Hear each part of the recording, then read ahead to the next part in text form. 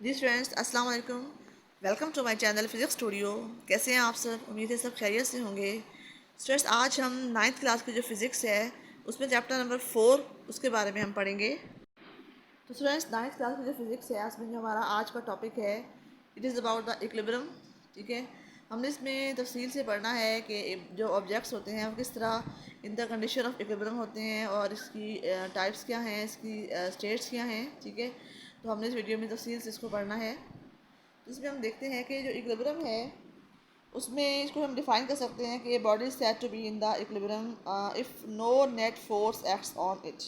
अगर कोई बॉडी जो है उसके ऊपर कोई नेट फोर्स एक्ट नहीं कर रही, नेट मीन रिजल्टेंट फोर्स, अगर डिफरेंट फोर्सेस एक्ट कर रही हैं उनका जो रिजल्टेंट है वो ज़ीरो है, तो उनका कि कोई रिजल्टेंट फोर्स या कोई नेट फोर्स जो है उस बॉडी के ऊपर एक्ट नहीं कर रही, तो that body is in the state of equilibrium. ठीक है, आपने पीछे लास्ट जो चैप्टर्स पढ़े हैं उसमें ये पढ़ा है कि जब भी कोई बॉडी जो है उसके ऊपर फोर्स एक्ट करती है तो वो उस बॉडी के अंदर एक्सलेशन प्रोड्यूस कर रही होती है।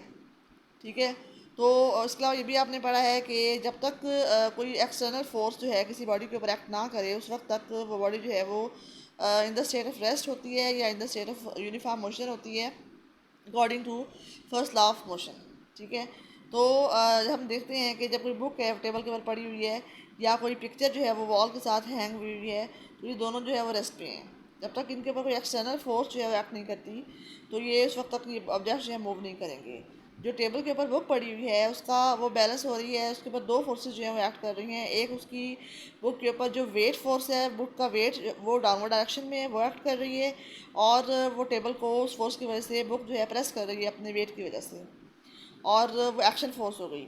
जो इस एक्शन के रिजल्ट में जो रिएक्शन फोर्स है वो टेबल लगाएगा, और वो टेबल जो है बुक के ऊपर अपवर्ड डायरेक्शन में वेट के इक्वल एंड अपोजिट फोर्स जो है लगाएगा, तो वो उसका रिएक्शन होगा। आर से हम शो करेंगे और जो उसका वेट है उसको हम डब्ल्यू से शो करेंगे। ये डब्ल्यू और आर जो है वो दोनों एक दूसरे के इक्वल एंड अपोजिट हैं, दोनों कैंसिल आउट कर देंगे एक दूसरे को, और इसके बाद जो रिजल्टेंट फोर्स है उस बुक के ऊपर वो ज़ीरो होगी, जिसकी वजह से हम कह सकते हैं कि वो बुक जो है वो रेस्ट पे रहेगी या in the state of equilibrium रहेगी। सिमिलरली यहाँ पे देखें कि एक लकड़ी का जो लॉग होता है, ठीक है, यहाँ पे आपको ये नज़र आ रहा है डायग्राम के अंदर, फिगर 4.26 के अंदर आपको आपकी बुक के अंदर ये बना हुआ है, तस्वीर बनी हुई है आपकी। ये आपको नज़र आ रहा है कि ये लॉग है, इसको हमने दो स्ट्रिंग से बांधा हुआ है और ये इस वक्त जो है in the state of rest है। तो ये रेस्ट पे किस तरह है, इसे हम कह सकते हैं it is in the state of equilibrium, कि इसके ऊपर जो फोर्सेस हैं वो एक्ट कर रही हैं। इसमें वर्टिकल फोर्सेस जो है वो एक्ट कर रही हैं, हॉरिजॉन्टल डायरेक्शन में कोई फोर्स एक्ट नहीं कर रही है। तो वर्टिकल डायरेक्शन में वेट डब्ल्यू है और डाउनवर्ड डायरेक्शन में एक्ट कर रही है, और जो F1 फोर्स और F2 फोर्स हैं, पुल फोर्स हैं जो स्ट्रिंग की तरफ से हैं, यानी ये स्ट्रिंग की टेंशन के इक्वल हैं। तो दोनों स्ट्रिंग्स के अंदर टेंशन जो है वो टेंशन फोर्स जो है उसको हम F1 और F2 से शो कर रहे हैं। तो अपवर्ड फोर्सेज जो होती हैं वो आमतौर पे हम पॉजिटिव लेते हैं, और जो डाउनवर्ड फोर्स होती है वो नेगेटिव लेते हैं। तो इसमें जो अपवर्ड फोर्सेज हैं F1 और F2 इनका सम, और जो डाउनवर्ड फोर्स है W इसका सम, ये दोनों एक दूसरे के इक्वल होंगे और ये एक दूसरे के अपोजिट होंगे, जिसकी वजह से जो नेट फोर्स है, रिजल्टेंट फोर्स है इन तमाम फोर्सेस की, वो ज़ीरो होगी। तो ये लॉग जो है इस वक्त वो रेस्ट पे है या in the state of in the condition of equilibrium है। ठीक है, तो उसके बाद इसमें आप देखें कि हमने कंडीशंस जो है इसकी पढ़नी है कि क्या क्या कंडीशंस होती हैं इक्विलिब्रियम की। जो इसमें जो फर्स्ट कंडीशन है वो हम देखते हैं इसमें कि बॉडी जो है जब भी हम कहते हैं कि body is in the state of equilibrium, तो इसका मतलब ये है कि बॉडी या तो रेस्ट पे होगी या वो यूनिफॉर्मली मूव कर रही होगी, उसकी जो वेलोसिटी है वो यूनिफॉर्म होगी, इसके अंदर कोई एक्सेलरेशन प्रोड्यूस नहीं हो रहा होगा। क्योंकि अगर एक्सेलरेशन प्रोड्यूस हो रहा है तो according to Newton second law F is equal to ma, तो अगर एक्सेलरेशन प्रोड्यूस हो रहा है इसका मतलब ये है कि उसके ऊपर कोई रिजल्टेंट फोर्स एक्ट कर रही है, क्योंकि फोर्स के रिजल्ट में ही एक्सेलरेशन प्रोड्यूस होता है। तो अगर कोई रिजल्टेंट फोर्स एक्ट नहीं कर रही और एक्सेलरेशन प्रोड्यूस नहीं हो रहा, तो एक्सेलरेशन जब प्रोड्यूस नहीं होगा तो उसका मतलब है कि वेलोसिटी जो है इसकी वो यूनिफॉर्म होगी। ठीक है, वेलोसिटी यूनिफॉर्म होगी, तब हम कह सकते हैं कि body is in the state of condition of the equilibrium, या फिर हम कह सकते हैं कि बॉडी जो है वो in the state of rest है। ठीक है, तो इसमें जो हमारी दो कंडीशन जो है इसमें हम पढ़ते हैं। फर्स्ट कंडीशन जो है वो हमारे पास ये है कि जितनी भी फोर्सेस हैं जो उस बॉडी पे एक्ट कर रही हैं उन तमाम फोर्सेस का सम जो है वो ज़ीरो है। ठीक है, यहाँ पे आप देख सकते हैं कि इसकी एक और एग्जांपल दी हुई है, वॉल हैंगिंग जो है, इसमें जो आपको पेंटिंग नज़र आ रही है दीवार के साथ वो हैंग हुई हुई है, क्योंकि इस वक्त रेस्ट कंडीशन में है, इसका वेट जो है वो डाउनवर्ड डायरेक्शन में एक्ट कर रहा है, और जिन स्ट्रिंग के साथ ये बांधी हुई है उन स्ट्रिंग के अंदर टेंशन जो है वो दोनों एंगल बना रही है टेंशन। तो इनका जो रिजल्टेंट फोर्स है इनकी वो ज़ीरो है, ठीक है। रिजल्टेंट फोर्स जो है वो ज़ीरो पे है, तो हम कह सकते हैं कि जो बॉडी जो है, ये जो पेंटिंग है वो that is in the state of equilibrium, ठीक है। तो इसमें हम सपोज करते हैं कि एक बॉडी है हमारे पास और उसमें डिफरेंट फोर्सेस हैं जो एक्ट कर रही हैं। उन फोर्सेस के हम नाम रखते हैं F1, F2, F3 and so on Fn तक। और हम देखते हैं कि अगर वो बॉडी जो है वो इसकी कंडीशन की जो इसकी जो शराइत है उसको पूरा कर रही है, इक्विलिब्रियम की कंडीशन जो है उसको पूरा कर रही है, तो हम इनका सम जो है ये लिखेंगे इक्वल टू ज़ीरो, यानी F1 plus F2 plus F3 plus so on Fn तक इक्वल टू ज़ीरो। और इसको इस सम को हम इसका एक सिंबल यहाँ पे आपको नज़र आ रहा है क्वेश्चन 4.9 के अंदर। ये जो सिंबल है ये ग्रीक लेटर है, इसको हम समेशन को या सम को शो करने के लिए इस्तेमाल करते हैं। इसको सिग्मा कहते हैं, ठीक है। तो इन उस ऊपर वाली जो क्वेश्चन है उसका ऐड हो रही है डिफरेंट टर्म्स, उसके अंदर उन तमाम टर्म्स की जगह पे हमने ये सिग्मा लिखना है, sigma F equal to zero, यानी कि तमाम फोर्सेस का जो सम जो है वो इक्वल टू ज़ीरो आ रहा है। क्योंकि फर्स्ट कंडीशन जो है इसमें हमारे पास सेटिस्फाई हो रही है, ठीक है। तो यहाँ पे आप देख सकते हैं कि यहाँ पे उन्होंने पैराशूट की भी एग्जांपल दी हुई है कि पैराशूट जो पैराशूटर होता है जब वो नीचे जंप करता है एरोप्लेन से या किसी भी हाइट से ऊपर ऊपर खड़ा हुआ नीचे जंप करता है, तो उस वक्त क्या होता है कि उस पैराशूटर का जो अपना वेट होता है वो डाउनवर्ड डायरेक्शन में एक्ट कर रहा होता है, और उस वक्त अब पैराशूट जो है वो मुकम्मल तौर पर खुला नहीं होता, ठीक है। तो उस वक्त ये जो वेट फोर्स है इसके ऊपर वो ज़्यादा एक्ट कर रही होती है, डाउनवर्ड डायरेक्शन में वो तेज़ी के साथ नीचे आ रहा होता है, ठीक है। और जो इसका अपवर्ड डायरेक्शन में जो फ्लूइड फोर्स है, जो एयर के अंदर जो एयर या कोई भी ऐसा मीडियम जो ऐसा भी कोई भी फ्लूइड जो है जो चीज़ फ्लो करती है फ्लूइड होता है, ठीक है। तो एयर को हम फ्लूइड कहते हैं। तो एयर की जो फ्लूइड फोर्स है अपवर्ड डायरेक्शन में, रिएक्शन फोर्स जो है वो अपवर्ड डायरेक्शन में होगी, लेकिन स्टार्ट में जो कि पैराशूट जो है वो ओपन नहीं हुआ होता है, इसका जो सरफेस एरिया है वो काफ़ी कम होता है, तो इसलिए जो इसकी अपवर्ड थ्रस्ट है, अपवर्ड फोर्स है वो काफ़ी कम होती है, वेट फोर्स ज़्यादा होती है। वेट फोर्स के ज़्यादा होने की वजह से जो इसकी डाउनवर्ड डायरेक्शन में स्पीड है वो ज़्यादा होगी, वो तेज़ी से नीचे आ रहा होता है। कुछ देर के बाद जब इसका पैराशूट ओपन हो जाता है, इसका सरफेस एरिया इंक्रीज़ हो जाता है, तो इसकी जो अपवर्ड थ्रस्ट है, अपवर्ड फोर्स है, रिएक्शन फोर्स वो बढ़ जाती है। और जितनी तेज़ी से वो ऑब्जेक्ट वो जो पर्सन है, ये जो मैन है नीचे आ रहा है, ठीक है, उतनी तेज़ी के साथ उसके ऊपर जो अपवर्ड फोर्स है वो एक्ट कर रही है। अपवर्ड फोर्स जो है स्टार्ट में कम थी, या बढ़ते बढ़ते वो वेट के इक्वल हो जाती है, और उस वक्त जो है वेट फोर्स और जो इसकी अपवर्ड फोर्स है पैराशूट के ऊपर दोनों इक्वल एंड अपोजिट हो जाती हैं, और दोनों एक दूसरे को कैंसिल आउट कर देती हैं, जिसकी वजह से जो इस ऑब्जेक्ट है या जो भी पर्सन है इसके ऊपर जो इसके अंदर एक्सेलरेशन प्रोड्यूस हो रहा था वो ज़ीरो हो जाता है, क्योंकि रिजल्टेंट फोर्स ज़ीरो हो गई। तो F is equal to M A के अकॉर्डिंग F ज़ीरो हो गया तो ए भी ज़ीरो हो गया। जब एक्सेलरेशन नहीं होगा तो ये पर्सन जो है वो यूनिफॉर्म वेलोसिटी के साथ डाउनवर्ड डायरेक्शन में जो है वो मूव करेगा, ठीक है। तो इस तरीके से इसकी जो नीचे वाली स्पीड है डाउनवर्ड डायरेक्शन में वो यूनिफॉर्म होगी, और वो उसकी स्पीड उसकी वैल्यू भी बहुत कम होगी, मतलब ये जो पर्सन है वो आराम आराम से नीचे आएगा, और नीचे आके गिरने का या इसको चोट लगने का कोई इम्कान नहीं होगा, ठीक है। तो ये जो इसकी कंडीशन होगी उस वक्त जो इसकी वेलोसिटी होगी जो कि मिनिमम है, तो इसे हम कहते हैं कि वो टर्मिनल स्पीड है, टर्मिनल वेलोसिटी है। और ये जो है ये भी एक एग्जांपल है कंडीशन ऑफ इक्विलिब्रियम की, फर्स्ट कंडीशन को ये फुलफिल कर रही है, ठीक है। तो इसमें यहाँ पे उन्होंने एक और एग्जांपल दी हुई है कि एक बुक के बारे में बता चुकी हूँ आपको ऑलरेडी। जो फर्स्ट कंडीशन है इसकी एग्जांपल्स में, एक तो आपने पैराशूट की एग्जांपल लिखनी है, दूसरा आप बुक और एग्जांपल लिखेंगे जो टेबल में पड़ी हुई है, और उसके ऊपर दो फोर्सेज जो है एक्ट कर रही हैं, और दोनों का रिजल्टेंट जो है वो ज़ीरो है, वेट फोर्स और अपवर्ड डायरेक्शन फोर्स टेबल का, दोनों का जो रिजल्टेंट है वो ज़ीरो है, तो बुक जो है वो पड़ी रहेगी। और अगर पिक्चर कोई वॉल के साथ हैंग कर रही है तो इस केस में भी जो पिक्चर का वेट है और जो स्ट्रिंग की टेंशन फोर्सेज हैं वो दोनों इनका सम जो है वो इक्वल टू ज़ीरो होगा, इसलिए जो पिक्चर है वो भी फर्स्ट कंडीशन को सेटिस्फाई कर रही है, ठीक है। तो उसके बाद इसकी यहाँ पे एग्जांपल हम देखते हैं 4.5 है। इसमें आप देखेंगे एक ब्लॉक है 10 न्यूटन का, इसका वेट है W is equal to 10 newton, और स्ट्रिंग के अंदर जो टेंशन टी है वो अपर डायरेक्शन में है। तो उन्होंने क्वेश्चन में पूछा है कि a block of weight 10 newton is hanging through a cord, एक कॉर्ड के ज़रिए, एक रस्सी के ज़रिए इसको हमने बांधा हुआ है। Find the tension in the cord, हमने स्ट्रिंग है या जो कॉर्ड है उसकी हमने टेंशन टी जो है वो फाइंड करनी है। तो चूँकि यहाँ पे हॉरिजॉन्टल डायरेक्शन में कोई फोर्स नहीं है, जो फोर्सेस हैं W और T वो वर्टिकल डायरेक्शन में है, इसलिए हमने जब भी हम बात करते हैं फर्स्ट कंडीशन की, तो उसमें इसका मतलब ये है कि जो फोर्स है उसके तमाम कंपोनेंट जो होते हैं, एक्स कंपोनेंट का सम भी ज़ीरो होता है, जो वाई कंपोनेंट्स होते हैं उनका सम भी ज़ीरो होता है। ठीक है। ऊपर जो आपने फोर्स वाला फार्मूला पढ़ा है इसमें आप देखें कि जो फोर्स है उसके जितने भी एक्स कंपोनेंट्स होंगे उन सबका सम जीरो होगा। F1x plus F2x plus F3x and so on Fn(x) equal to zero. तो उसको हम लिख सकते हैं अकॉर्डिंग टू इक्वेशन 4.10 के summation of Fx equal to zero. Similarly जो जितने भी इसके वर्टिकल कंपोनेंट्स होंगे F1y plus F2y plus F3y and so on Fny equal to zero, इसको हम लिख सकते हैं अकॉर्डिंग टू इक्वेशन 4.11 के summation of Fy equal to zero. तो जितने भी हमने जब भी हम फर्स्ट कंडीशन की बात करते हैं तो हमने इसमें summation of Fx equal to zero भी लेना होता है और summation of Fy equal to zero भी लेना होता है। लेकिन इस डायग्राम के अंदर आपको एक्स डायरेक्शन में या हॉरिजॉन्टल डायरेक्शन में चूँकि कोई फोर्स नज़र नहीं आ रही, इसलिए हम Fx इक्वल टू जीरो लिखेंगे तो सही, लेकिन इसमें कोई फोर्स नहीं है इसलिए हम इसको यूज़ नहीं करेंगे।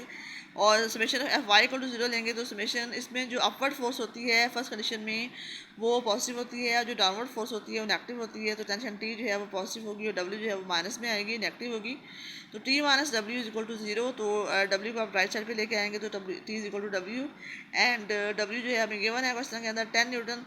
तो इसका मतलब है कि टेंशन टी जो है कॉर्ड की स्ट्रिंग की वो भी 10 न्यूटन होगी। ठीक है।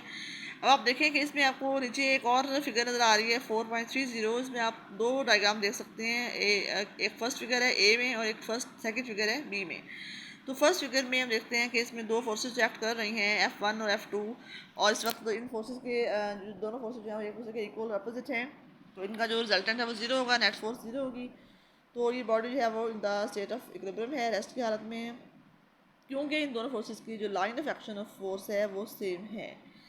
तो इस केस में फर्स्ट कंडीशन जो है सेटिस्फाई हो रही है। लेकिन इस तरह भी हो सकता है कि इन दोनों फोर्सेस का लाइन ऑफ एक्शन सेम ना हो, इनकी जो लाइन ऑफ एक्शन है उनको हम थोड़ा चेंज कर दें। F1 और लाइन पे एक्ट कर रही है, F2 और लाइन पे एक्ट कर रही है। अभी भी दोनों फोर्सेज जो हैं वो एक दूसरे के इक्वल एंड अपोजिट हैं, लेकिन इनका लाइन ऑफ एक्शन जो है वो फोर्सेस का वो सेम नहीं है, सेम लाइन पे एक्ट नहीं कर रही हैं। तो ये दोनों फोर्सेस क्या कर सकती हैं, इस बॉडी को ये क्लॉकवाइज डायरेक्शन में टर्न कर सकती हैं, ये टार्क पैदा कर सकती हैं। एक कपल ऑफ फोर्सेस जो है बन जाएगा। जब भी फोर्सेस का कपल होता है वो एक दूसरे के इक्वल और अपोजिट फोर्सेस तो होती हैं, लेकिन उनका लाइन ऑफ एक्शन जो है वो सेम नहीं होता। वो क्या करती हैं, कपल ऑफ फोर्सेस जो है बॉडी को टर्न करती हैं, बॉडी के अंदर टार्क पैदा करती हैं। ठीक है। ये दोनों फोर्सेज जो है मिलकर कपल बना रही हैं और ये बॉडी को घुमा सकती हैं, टर्न कर सकती हैं, उसके अंदर टार्क पैदा कर सकती हैं। बेशक इसमें फर्स्ट कंडीशन की जो शराइत हैं सारी फर्स्ट जो है पूरी हो रही हैं, लेकिन अभी भी बॉडी जो है वो टर्न करेगी, वो रेस्ट की हालत में नहीं रहेगी। तो इसका मतलब ये है कि हमें एक और कंडीशन की ज़रूरत पड़ती है, जो कि इसको जो हम कहते हैं कि स्टेट ऑफ इक्विलिब्रियम है इसको वो कंप्लीट करे। तो फर्स्ट कंडीशन के अलावा हमें एक और कंडीशन की ज़रूरत पड़ती है कि दोनों फोर्सेज जो हैं वो एक सम जो रिजल्टेंट टार्क है उनका वो भी जीरो हो। फर्स्ट कंडीशन में क्या था कि रिजल्टेंट फोर्स जो है इक्वल टू जीरो थी और उसकी वजह से इसका एक्सेलरेशन जीरो था। तो बॉडी जो है in the state of rest या in the state of equilibrium होती है। लेकिन ये जो हमने सेकंड डायग्राम देखी है इसमें आप देख सकते हैं कि फोर्सेज जो हैं वो टार्क पैदा कर रही हैं। तो ये जो ऑब्जेक्ट है ये इन द स्टेट ऑफ इक्विलिब्रियम नहीं है। इसका मतलब है कि ऐसी हमें एक कंडीशन की और ज़रूरत है जो जिसकी वजह से समेशन ऑफ टार्क भी इक्वल टू जीरो हो या समेशन ऑफ एंगुलर एक्सेलरेशन जो है वो भी इक्वल टू जीरो हो। तो उसके लिए हम एक और कंडीशन जो है इसमें डिस्क्राइब करते हैं कि summation of torque equal to zero, sigma tau is equal to zero 4.12 के अकॉर्डिंग। ठीक है। तो ये दोनों कंडीशन अगर सेटिस्फाई हो रही होंगी तो हम कह सकते हैं कि body is in the complete state of equilibrium. ठीक है। तो उसके बाद हम इसमें कुछ कुछ क्विक क्विज है इनको डिस्कस कर लेते हैं। एक तो ये कि आपको यहाँ पे डायग्राम जो है फिगर 4.31 के अंदर भी नज़र आ रहा है कि एक लैडर है वो वॉल के साथ जो है वो रखी हुई है। तो ladder leaning at a wall, question number 1 में क्या है कि ladder leaning at a wall as shown in the figure is in the equilibrium how. इसमें इसको थोड़ा सा उन्होंने एक्सप्लेन किया हुआ है कि जो लैडर का वेट है जो कि इसके सेंटर पे एक्ट कर रहा होता है और ये जो है इस वक्त ये लैडर को उसके अंदर टार्क पैदा करेगा एंटी क्लॉकवाइज डायरेक्शन में।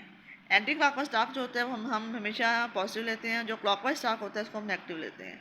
तो लैडर का जो वेट है वो उसको एंटी क्लॉकवाइज घुमाएगा। ठीक है। तो इसके अंदर एंटी क्लॉकवाइज टार्क पैदा करेगा और उस वेट का जो उसमें जो वॉल की रिएक्शन फोर्स है जो कि इस लैडर के ऊपर एक्ट कर रही है, तो वो जो रिएक्शन फोर्स है वो इसके ऊपर क्लॉकवाइज टार्क प्रोड्यूस करेगी।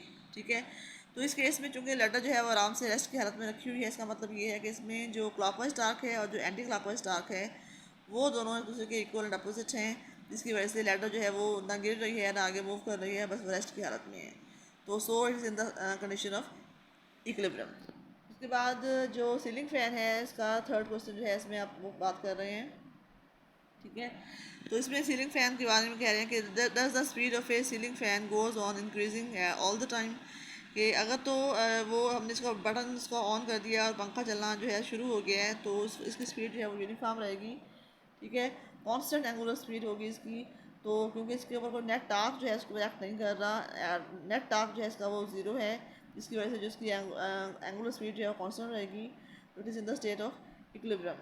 लेकिन अगर हम इसकी जो रेगुलेटर की मदद से हम इसकी स्पीड को आहिस्ता ज़्यादा करते हैं, आहिस्ता या मतलब कम करते हैं या ज़्यादा करते हैं, तो फिर जो है इसकी स्पीड यूनिफॉर्म नहीं रहेगी, फिर इसके ऊपर टार्क जो है प्रोड्यूस होगा। तो इसकी वजह से अगर ये इसको हम स्पीड को हम सेम रखते हैं और जो रेगुलेटर है इसको हम यूज़ नहीं करते हैं, जैसे इसको पंखे को हम टर्न ऑन करते हैं, तो फिर ये जो है सेकंड कंडीशन को ये फुलफ़िल कर रहे हैं, ठीक है। अब यहाँ पे आपकी बुक में ये क्वेश्चन एक एग्जांपल दी हुई है, एक न्यूमेरिकल टाइप एग्जांपल है, न्यूमेरिकल की जगह पे ये आ सकती है। 4.6 एग्जांपल है इसमें हम देखेंगे एक डायग्राम का गौर से देखें। इसमें एक यूनिफॉर्म रॉड है जिसकी टोटल लेंथ जो है वो 1.5 मीटर है। इसको हमने एक वेज के ऊपर रखा हुआ है, जो इसके नीचे आपको नज़र आ रहा है वेज, एक ट्राइंगल की फॉर्म में वेज है। तो इसको हम रॉड को बैलेंस करने के लिए भी इस्तेमाल करते हैं, ठीक है। तो जिस जगह पे ये वेज रखा हुआ है उस वो जो पॉइंट है ओ, उसको हम फिक्स पॉइंट लेंगे जिसके गिर्द रॉड जो है टर्न कर सकता है, ये फिक्स पॉइंट है। टार्क के बारे में आप लोग पहले पढ़ चुके हैं। इस जो सेकंड कंडीशन है जो कि टार्क से मुतालिक है, तो टार्क के अंदर दो चीज़ें होती हैं, एक तो फोर्स होती है और एक जो होता है इसका मोमेंट आर्म होता है। मोमेंट आर्म जो होता है वो फिक्स पॉइंट से या फिक्स एक्सिस से जो point of application of force होता है उस पॉइंट तक जो हमारा परपेंडिकुलर डिस्टेंस होता है वो मोमेंट आर्म होता है। इसको हम आर से शो करते हैं या डी से शो करते हैं, ठीक है, वो डिस्टेंस होता है। तो यहाँ पे इसका जो ये वेज वाला पॉइंट जिसको हम ओ से शो कर रहे हैं ये इसका फिक्स पॉइंट है। उसके बाद हम देखते हैं कि फोर्सेस जो हैं कौन कौन सी एक्ट कर रही हैं और फिर हम उनके मोमेंट आर्म भी देखते हैं। इसमें उन्होंने क्वेश्चन में ये कहा है कि uniform rod of length 1.5 metre, इसकी जो टोटल लेंथ है 1.5 है, ठीक है। और it is placed over edge at 0.5 metre from its one end, ये जो इसका एक एंड ए से जो हमने शो किया हुआ है उस एंड से इस ओ का जो डिस्टेंस है वो 0.5 है। अब जो इस रॉड का वेट जो है वो जिस पॉइंट पे एक्ट कर रहा है सेंटर ऑफ ग्रेविटी है, वो सेंटर ऑफ ग्रेविटी को हम जी से शो कर रहे हैं, कैपिटल जी से। सेंटर ऑफ ग्रेविटी एक ऐसा पॉइंट होता है जिस पे पूरी बॉडी का वेट एक्ट कर रहा होता है। तो रॉड का जो वेट है वो उसके सेंट्रल पॉइंट पे एक्ट करता है, ठीक है। सेंट्रल पॉइंट को हम जी से शो कर रहे हैं, जी के ऊपर जो वेट डब्ल्यू है वो एक्ट कर रहा है। क्योंकि इस रॉड की टोटल लेंथ जो है 1.5 है, तो जी से राइटवर्ड टुवर्ड्स बी अगर हम जाते हैं तो भी डिस्टेंस 0.75 आएगा, और अगर हम जाते हैं towards left towards point A तभी इसका जो डिस्टेंस है 0.75 आएगा, ठीक है। क्योंकि 1.5 जो है इसका टोटल लेंथ है, तो इसको हम 2 पे डिवाइड करते हैं तो 0.75 आता है। तो जी जो कि सेंटर में है, दोनों साइड्स पे जो डिस्टेंस होगा इसका 0.75 मीटर आएगा, ठीक है। तो पॉइंट ए से लेकर जो इसका फिक्स पॉइंट ओ है वहाँ तक जो डिस्टेंस है वो तो 0.5 हो गया, और जी तक ए से लेकर जी तक जो डिस्टेंस था वो 0.75 था।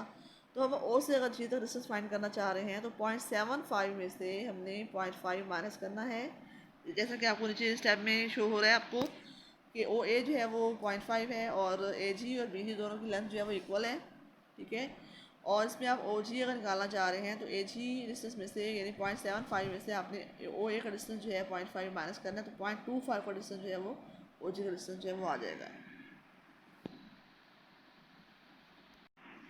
फिर इसमें हमने उन्होंने जो क्वेश्चन में पूछा हुआ है कि फोर्स जो है वो 100 न्यूटन की एक्ट कर रही है, is applied at one of its ends near the wedge to keep its horizontal, यानी जो फोर्स एफ आपको डाउनवर्ड डायरेक्शन में पॉइंट ए पे नज़र आ रही है, ये डाउनवर्ड डायरेक्शन में एक्ट कर रही है, और इस फोर्स की वजह से रॉड जो है वेज के ऊपर गिर नहीं रहा, स्टेबल कंडीशन में है और ये हॉरिजेंटल पोजीशन में है। तो उन्होंने क्वेश्चन में ये पूछा है कि find the weight of the rod and the reaction of the wedge, weight जो है रॉड का वो डाउनवर्ड डायरेक्शन में है और जो वेज का रिएक्शन है वो अपवर्ड डायरेक्शन में है। ये दोनों चीज़ें आपने वेट और डब्ल्यू आपने फाइंड करनी है। आप यहाँ पे लिखेंगे कि वेट डब्ल्यू भी हमने फाइंड करना है, आर भी हमने फाइंड करना है, और इसके ऊपर हमने चूँकि इसके अंदर टार्क पैदा हो रहा है तो हमने सेकंड कंडीशन अप्लाई करनी है, summation of torque equal to 0। अब देखते हैं कि इस पर कितनी फोर्सेज एक्ट कर रही हैं और कौन कौन से उनके मोमेंट आर्म्स हैं, ठीक है। तो इसमें आप देखें कि एक तो फोर्स एफ है वो डाउनवर्ड डायरेक्शन में है, ये इसके अंदर एंटी क्लॉकवाइज टार्क पैदा करेगी। तो एंटी क्लॉकवाइज टार्क को मैंने बताया अभी आपको कि हम पॉजिटिव लेते हैं, क्लॉकवाइज टार्क को हम नेगेटिव लेते हैं।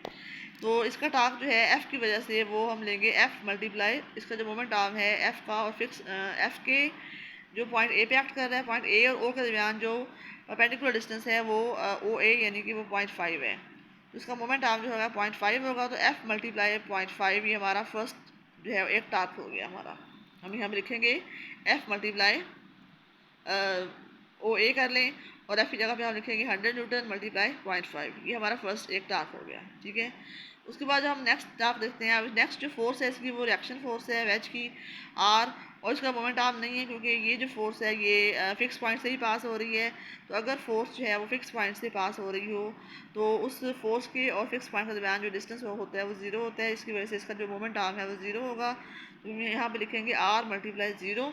तो हमारी ये जो चूँकि एक क्लॉकवाइज टार्क था, ये आर जो है इसकी अपवर्ड फोर्स है, तो यहाँ हम लिखेंगे ऐड करेंगे आर मल्टीप्लाई ज़ीरो। ये हमारा सेकंड टार्क हो गया जिसका रिजल्टेंट इसका आंसर जो है वो ज़ीरो आएगा। उसके बाद हम देखते हैं कि नेक्स्ट जो फोर्स है वो वेट फोर्स है। वो डब्ल्यू की वजह से वो क्लॉकवाइज टार्क पैदा कर रही है रॉड के अंदर, इसलिए क्लॉकवाइज टार्क जो होता है हमेशा हमारा नेगेटिव होता है। और जो इसका मोमेंट आर्म है जो इसका डिस्टेंस है फिक्स पॉइंट से 0.25 है, तो डब्ल्यू इसका जो टार्क होगा डब्ल्यू मल्टीप्लाई 0.25 ये माइनस में लेंगे। यहाँ पे आप लिखेंगे कि माइनस डब्ल्यू मल्टीप्लाई ओ जी या माइनस डब्ल्यू मल्टीप्लाई 0.25। अब इसमें 100 मल्टीप्लाई 0.5 जो है इसका आंसर पॉजिटिव में आएगा, और डब्ल्यू माइनस डब्ल्यू मल्टीप्लाई 0.25 का आंसर जो है वो नेगेटिव में आएगा। तो आप इसको राइट पे लेके आते हैं। तो डब्ल्यू मल्टीप्लाई 0.25 एक साइड पे हो गया और 100 मल्टीप्लाई 0.5 जो है एक साइड पे हो गया। तो यहाँ से हम डब्ल्यू जो है वो इजीली फाइंड कर लेंगे। इसको हम कैलकुलेट करेंगे तो हमारा जो आंसर है डब्ल्यू का वो 200 न्यूटन आ रहा है, ठीक है। तो ये हमारी जो हमने सेकंड कंडीशन अप्लाई की। अब हम इस पर हमने आर जो है रिएक्शन फोर्स फाइंड करनी है। तो फोर्स जो है जो कि वो फर्स्ट कंडीशन में होती है, तो इसलिए हम इस पर फर्स्ट कंडीशन जो है अप्लाई करेंगे। इसमें हॉरिजॉन्टल डायरेक्शन में कोई फोर्स नहीं है, तो इसमें जो है तमाम फोर्सेज जो है इसमें वर्टिकल डायरेक्शन में है। तो समेशन ऑफ एफ वाई लिखेंगे हम, summation of F Y equal to zero. तो इसमें अब एक आर फोर्स है अपवर्ड डायरेक्शन में, और एक एफ फोर्स डाउनवर्ड डायरेक्शन में है, और एक डब्ल्यू फोर्स डाउनवर्ड डायरेक्शन में है, ठीक है। आर फोर्स जो है अपवर्ड है वो पॉजिटिव होगी, और एफ और डब्ल्यू दोनों डाउनवर्ड डायरेक्शन में है, उनको हम नेगेटिव लेंगे। तो हम लिखेंगे R minus F minus W equal to zero. ये आएगा हमारे पास R minus W, R minus F minus W equal to zero. तो एफ और डब्ल्यू की हम वैल्यू पुट करेंगे 100 और डब्ल्यू की वैल्यू पुट करेंगे 200। तो ये 300 हो गया। तो उसका आर का जो आंसर आ रहा है वो हमारा 300 आ रहा है, ठीक है, 300 न्यूटन। ये हमारा रिएक्शन फोर्स का आंसर हो गया, ठीक है। स्टूडेंट्स आपको ये उम्मीद है ये जो एग्जांपल है ये आपको न्यूमेरिकल समझ आ गया होगा, क्लियर हो गया होगा, ठीक है। उसके बाद हम जो हमारी जो कंडीशन है कंडीशन ऑफ इक्विलिब्रियम उसके हम स्टेट्स देखते हैं। तो इसकी 3 स्टेट्स आमतौर पे होती हैं। स्टेबल इक्विलिब्रियम हो गया, अनस्टेबल हो गया, और एक न्यूट्रल इक्विलिब्रियम हो गया, ठीक है। तो एक बॉडी जो है जब भी हम कहते हैं कि वो in the state of equilibrium है, तो इन तीनों में से कोई सी भी स्टेट हो सकती है। तो स्टेबल इक्विलिब्रियम क्या होता है कि ऐसी कंडीशन होती है, ऐसी स्टेट होती है जिसके अंदर बॉडी को हम थोड़ा सा डिस्प्लेस करें, थोड़ा सा हम टिल्ट करें, थोड़ा सा उठाएं या उसकी जगह हल्की सी चेंज करें, तो वो उसका सेंटर ऑफ ग्रेविटी जो है थोड़ा सा ऊंचा हो जाता है। तो बॉडी जो है वो सेंटर ऑफ ग्रेविटी जो उसका जिस कंडीशन में जो सेंटर ऑफ ग्रेविटी इसका नीचे होगा ना, बॉडी उस कंडीशन को अडॉप्ट करेगी, ठीक है। यहाँ पे आप देख सकते हैं कि फिगर ए के अंदर जो बुक है वो उसमें जो सेंटर ऑफ ग्रेविटी है वो नीचे है, और फिगर बी के अंदर सेंटर ऑफ ग्रेविटी जो है वो ऊंचा हो गया है। ये फिगर बी वाली जो कंडीशन है इसकी स्टेबल नहीं होगी क्योंकि सेंटर ऑफ ग्रेविटी ऊंचा हो गया है। तो जिस कंडीशन में सेंटर ऑफ ग्रेविटी नीचे होगा उसको वो अडॉप्ट करेगी, तो वो वापस अपनी पहले वाली हालत में आ जाएगी, जिसे हम कहेंगे कि स्टेबल कंडीशन है। ऐसी कंडीशन जिसमें बॉडी को हम थोड़ा सा भी टिल्ट करेंगे, थोड़ा सा भी इसको डिस्प्लेस करें, तो वो पहले वाली हालत में आ जाती है। ऐसे हम कहते हैं कि वो जो है प्रीवियस हालत में आ जाती है, तो that is called the stable equilibrium, ठीक है। और उसके बाद जो इसका नेक्स्ट है उसको डिफाइन इस तरह कर सकते हैं कि body is said to be in the stable equilibrium if after a slight tilt it returns to its previous position, ठीक है। तो चूँकि मैं बता चुकी हूँ आपको कि इसका जो सेंटर ऑफ ग्रेविटी है वो नीचे है, इसमें लोएस्ट पोजीशन में होता है, ठीक है, तभी स्टेबल होती है। जैसे ही हम इसको सेंटर ऑफ ग्रेविटी को थोड़ा सा ऊंचा करेंगे, ये फ़ौरन से इसको हम फ्री करेंगे तो फ़ौरन से अपनी असल वाली कंडीशन में जो है स्टेबल कंडीशन में वापस आ जाएगी, जिसके अंदर इसका जो सेंटर ऑफ ग्रेविटी है वो नीचे होता है, ठीक है। अब इसमें जो है आप देख सकते हैं कि इसमें हम जो कंडीशन है can you do this without falling, जो डायग्राम आपको एक पर्सन खड़ा हुआ है इसमें इसका सेंटर ऑफ ग्रेविटी जो है वो इसमें थोड़ा सा ऊंचा हो गया है, ठीक है। तो ये इसकी स्टेबल कंडीशन नहीं है, टांग को नीचे करेगा तो ये इसकी स्टेबल कंडीशन होगी। उसके बाद इसमें उन्होंने नेक्स्ट कहा है कि जो ये ब्लॉक है, ब्लॉक के आप देख सकते हैं कि जो बेस है इस वक्त, जो डायग्राम इसकी ए है, इसमें जो सेंटर ऑफ ग्रेविटी से जो लाइन वर्टिकल लाइन पास हो रही है वो इसकी बेस के अंदर से पास होकर जा रही है। तो ये इसकी स्टेबल कंडीशन है। इसको अगर हम थोड़ा सा टिल्ट करते हैं, थोड़ा सा इसको मूव भी करते हैं, तो जब तक इसकी ये जो वर्टिकल लाइन है सेंटर ऑफ ग्रेविटी वाली, जब तक वो लाइन इसकी बेस में से पास करती रहेगी, उस वक्त तक जैसे ही हम इस ब्लॉक को छोड़ेंगे, फ्री करेंगे, तो वो आप वापस अपनी कंडीशन में आ जाएगा। लेकिन अगर ऐसा इसको हम इतना ज़्यादा उसको डिस्प्लेस कर दें, इतना ज़्यादा इसको हम अगर टिल्ट कर दें कि जो इसकी सेंटर ऑफ ग्रेविटी वाली वर्टिकल लाइन है वो इसके बेस को छोड़ दे, क्रॉस करके बाहर निकल आए, तो फिर अगर हम इस ब्लॉक को फ्री करेंगे, छोड़ेंगे, तो फिर वो अपनी पहले वाली कंडीशन में वापस नहीं आएगा, बल्कि वो नई वाली कंडीशन में आ जाएगा, उस कंडीशन में आएगा जिस बेस में से इसकी वर्टिकल लाइन जो है पास हो रही है। उस कंडीशन में ये उसको ये अडॉप्ट कर लेगा। ठीक है, तो ये इसका मतलब ये कि गिर जाएगा, ये टॉपल्स ओवर इट्स बेस, कि अपनी बेस के अकॉर्डिंग के ऊपर से ये गिर के तो इस नई नई पोजीशन जो है अख्तियार कर लेगा। ठीक है, तो इसमें हम कह सकते हैं कि इसी तरह व्हीकल जो है, गाड़ियाँ जो होती हैं, जैसे यहाँ पे आपको बस नज़र आ रही है, डबल डेकर बस है, तो ये भी स्टेबल कंडीशन में इसलिए होती है कि जो इसके पेंदे होते हैं, जो इसकी बॉटम होती है, वो इतना ज़्यादा उसको हैवी बनाया जाता है कि जो एक तो ये सेंटर ऑफ ग्रेविटी जो है, वो जो सेंटर ऑफ ग्रेविटी वाली जो लाइन है वो सेंटर ऑफ ग्रेविटी इसका लोएस्ट पोजीशन में रहे, और दूसरा जो इसको हम थोड़ा सा अगर ये टर्न करती है, थोड़ा सा इसका एक साइड ऊंची भी जाती है, फिर भी जो इसकी सेंटर ऑफ ग्रेविटी वाली जो वेट वाली जो लाइन है वर्टिकल, वो इसके बेस से ही पास हो और गाड़ी के उलटने का कम से कम खतरा हो, इसलिए इसकी जो बेस है इसको हम बहुत ज़्यादा स्ट्रॉन्ग और हैवी बनाते हैं। ठीक है, उसके बाद जो हमारी नेक्स्ट कंडीशन है वो क्या है, अनस्टेबल इक्विलिब्रियम। ठीक है, इसमें उन्होंने यहाँ पे एक पेन की एग्जांपल जो है वो दी हुई है कि एक पेन को हम उसकी जो उसकी टिप है उसके उसके साथ हम इसको बैलेंस करने की कोशिश करते हैं, इसको हम लेके आते हैं द स्टेट ऑफ इक्विलिब्रियम। ठीक है, तो ये बिल्कुल एक लम्हे के लिए इस कंडीशन में आएगी, जैसे ही हल्की सी भी फोर्स लगेगी, चाहे वो हवा की फोर्स हो, चाहे आपका हल्का सा हाथ टच हो जाए, तो ये नई कंडीशन में अडॉप्ट करेगी। जो इसकी पहले वाली पोजीशन है ए वाली, उसमें आप देखेंगे सेंटर ऑफ ग्रेविटी जो है वो ऊपर है। तो मैंने आपको बताया है कि सेंटर ऑफ ग्रेविटी जो है वो बॉडी का अगर नीचे हो, तो जिस कंडीशन में नीचे होगा बॉडी, वो वाली कंडीशन जो है इसको अडॉप्ट करती हैं। चूँकि इसमें सेंटर ऑफ ग्रेविटी ऊंचा है, तो इसमें एक लम्हे के लिए आएगी वो in the state of equilibrium, और जैसे ही इसको हल्की सी भी डिस्टर्बेंस होगी, तो वो फ़ौरन से अपनी नई पोजीशन पे आ जाएगी, वो गिर जाएगी, टॉपल ओवर हो जाएगी, और इस नई पोजीशन में सेंटर ऑफ ग्रेविटी जो है इसका नीचे हो जाएगा, तो ये इसमें स्टेबल पड़ी रहेगी, प्रीवियस पोजीशन में ये वापस नहीं आएगी। इसे हम कहते हैं कि ये इसकी अनस्टेबल इक्विलिब्रियम है। ठीक है स्टूडेंट्स, उसके बाद इसमें देखें आपके आप भी उन्होंने इसकी बॉडी गाड़ी के दिखाया हुआ है कि vehicles are made heavy at the bottom, इसकी जो बॉटम होती है बहुत ज़्यादा हैवी बनाई जाती है। इससे क्या होता है कि इनको जो सेंटर ऑफ ग्रेविटी है वो नीचे हो जाता है, और ये जो स्टेबिलिटी है इसकी वो बढ़ जाती है, स्टेबल कंडीशन में ये इसकी जो है ये रुकती है, गाड़ी रहती है। ठीक है, तो ये है कि इफ़ बॉडी डज नॉट, जो सेकंड इसकी कंडीशन है जो अभी हमने ऊपर पढ़ी है अनस्टेबल इक्विलिब्रियम, उसको हम डिफाइन कैसे करेंगे कि if a body does not return to its previous position when set free after a slight tilt, हल्का सा भी हम इसको टिल्ट करते हैं तो इसको उसके बाद उसको छोड़ते हैं तो अपनी प्रीवियस पोजीशन में ये वापस नहीं आती, it is set to be in the unstable equilibrium. ठीक है, इस कंडीशन में फर्स्ट केस में जो है सेंटर ऑफ ग्रेविटी इसकी हाईएस्ट पोजीशन में होती है, लेकिन जैसे ही बॉडी को हम थोड़ा सा टिल्ट करते हैं तो बॉडी टॉपल ओवर होती है, गिर जाती है, तो नई जो कंडीशन है उसमें सेंटर ऑफ ग्रेविटी जो है वो लोएस्ट पोजीशन में आके तो वहाँ पर स्टेबल हो जाती है, बॉडी जो है वो स्टेबल कंडीशन इख्तियार कर लेती है। उसके बाद जो इसके थर्ड टाइप है वो है न्यूट्रल इक्विलिब्रियम। उसमें आपको यहाँ पे एक बॉल की एग्जांपल दी हुई है कि बॉल को अगर हम इसमें टर्न करते रहें तो हर दफ़ा ही इसकी ये नई पोजीशन पे आकर स्टेबल कर जाता है, क्योंकि इसका जो सेंटर ऑफ ग्रेविटी है वो ना ऊंचा हो रहा है ना ही वो नीचा आ रहा है। इसमें एक हॉरिजॉन्टल सरफेस ली हुई है, इसके ऊपर बॉल को रखा हुआ है, उसके ऊपर हम बॉल को टर्न करते हैं, रोल करते हैं, तो इसका सेंटर ऑफ ग्रेविटी जो है वो हर पोजीशन में सेम लेवल पे रहेगा, ना वो ऊंचा होगा ना वो नीचा होगा, लेकिन हर दफ़ा ये नई पोजीशन इख्तियार कर लेगा। तो इसे हम कहते हैं कि ये इसकी न्यूट्रल इक्विलिब्रियम कंडीशन है कि if a body remains in its new position when disturbed from its previous position. ठीक है, प्रीवियस पोजीशन से हम इसको डिस्टर्ब करते हैं तो हर दफ़ा ये नई पोजीशन इख्तियार कर लेता है, तो it is set to be in the state of neutral equilibrium. ठीक है, इसमें इसकी क्या वजह है कि नई कंडीशन क्यों इख्तियार करता है, क्योंकि पहले वाली पोजीशन में भी और जो बाद वाली पोजीशन है, इन दोनों केसेस में जो इसका सेंटर ऑफ ग्रेविटी है वो सेम लेवल पे रहता है। ठीक है, इसका कि डिफरेंट हम अपने इर्द गिर्द एग्जाम्पल देखते हैं, स्फीयर हो गया, एक रोलर हो गया, या पेंसिल को हम हॉरिजॉन्टली अगर रखें तो उसको हम उसको रोल ओवर करें तो हर पोजीशन जो कि नई इसकी वो स्टेबल होगी। ठीक है, तो इस एग हो गया, आपने इसको रखा हुआ सरफेस के ऊपर, एग को भी अगर आप रोल ओवर करते हैं तो ये हर दफ़ा नई पोजीशन जो इख्तियार कर लेगा। इस तरह की जो कंडीशन होती है इसे हम कहते हैं न्यूट्रल इक्विलिब्रियम। ठीक है स्टूडेंट्स, तो आपको उम्मीद है ये टॉपिक जो है वो चीज़ क्लियर हो गया होगा कि किस तरीके से जो बॉडी है उसकी क्या कंडीशंस होती हैं इक्विलिब्रियम की और क्या उसकी स्टेट्स होती हैं। जब कंडीशंस की बात करते हैं तो दो कंडीशंस हैं, first and second. First condition में summation of F equal to 0 होता है और इसमें समेशन ऑफ एफ एक्स और समेशन ऑफ एफ वाई भी 0 होता है। ठीक है, और जो सेकंड कंडीशन है इसमें समेशन ऑफ टास्क 0 होता है।